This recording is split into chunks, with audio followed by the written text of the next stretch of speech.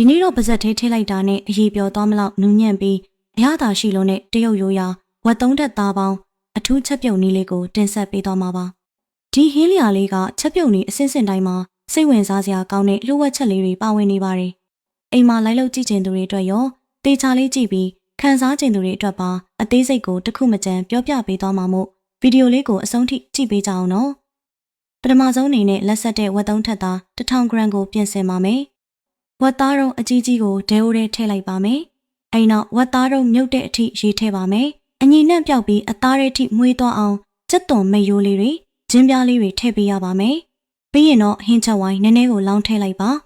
အဲ့ဒီနောက်အဖုံးလေးအုပ်ပြီးမိနစ်လောက်စူးပတ်လာတဲ့အထိတီထားပေးရပါမယ်3မိနစ်ပြည့်လို့အဖုံးဖွင့်လိုက်တဲ့အခါအသားလေးကအပေါ်ယံကျက်သွားပါပြီအဲ့ဒီဝက်သားတုံးကိုဆယ်ယူပြီးရေးစစ်ထားပေးပါနောက်တစ်ဆင့်ကတော့အပူနဲ့အေးကိုကစားရမယ်အပိုင်းပါတင်အိုးလေးကိုစီများများထည့်ပြီးအပူချိန်249ဒီဂရီစင်တီဂရိတ်လောက်ရောက်တဲ့အထိစီကိုအပူပေးပါမယ်စီပူလာပြီဆိုရင်တော့စောစောကဝက်သားတုံးကိုထည့်ကြော်ပါမယ်ဒီနေရာမှာစီတွေအရန်စင်တက်လို့အဖုံးလေးကိုဒိုင်းသဘောမျိုးကထားပေးဖို့လိုမယ်နော်3မိနစ်လောက်အပေါ်ရန်အရေးကွန်လေးရွှေအိုရောင်တန်းပြီးကျွတ်လာတဲ့အထိကြော်ပေးရပါမယ်ဆဲကနေရင်ဇွန်းလေးနဲ့စီပူပူကိုဝက်သားပေါ်ခတ်ဆန်းပေးပါပြီးတာနဲ့ဒီဟင်းလျာရဲ့အရေးအကြီးဆုံးလျှို့ဝှက်ချက်လေးလာပါပြီအဲ့ဒါကတော့ကြော်ထားတဲ့ဝက်သားပူပူလေးကိုရေခဲတွေထည့်ထားတဲ့ရေအေးအေးတွေကိုချက်ချင်းစိန်ချလိုက်တာပါပဲ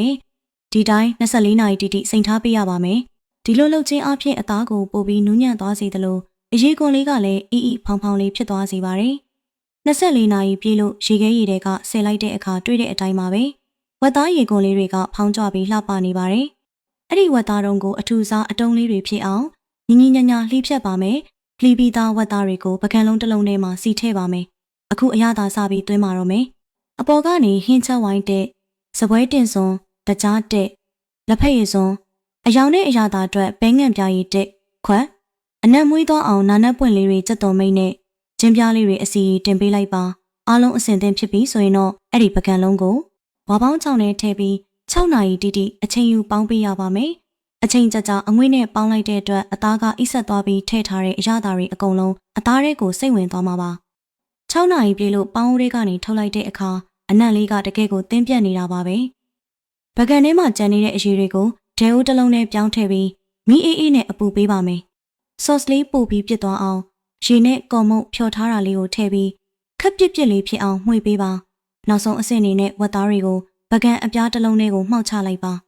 အပေါ်ကနေစောစောကကြိုထားတဲ့ sauce အနှစ်ပြစ်ပြစ်လေးကိုအပေါ်ရန်အရေကွန်လေးတွေပေါ်ကနေလောင်းချလိုက်တဲ့အခါအယောင်အစင်ရောအရသာပါပြည့်စုံလို့နဲ့ရိုးရဝက်သုံးထက်သားပေါင်းဟင်းလျာလေးရရှိသွားပါပြီ။ဘေးနားမှာမုံညင်းဖြူပြုတ်လေးနဲ့တွဲဖက်ပြင်ဆင်ထားတော့တကယ့်ကိုစားကျင်စရာလေးပါပဲ။ပါဝင်ပစ္စည်းတွေနဲ့ချက်ပြုတ်ပုံအစင်စင်ကိုအသေးစိတ်ကြည့်ရှုပေးတဲ့အတွက်ကျေးဇူးတင်ပါတယ်။ဒီဗီဒီယိုလေးကိုသဘောကျရင် like လုပ်သွားဖို့နဲ့နောက်ထပ်ဗီဒီယိုအသစ်တွေအတွက် channel လေးကို subscribe လုပ်ထားပေးဖို့မမေ့နဲ့နော်။နောက်ဗီဒီယိုတွေမှာပြန်တွေ့ကြမယ်နော်။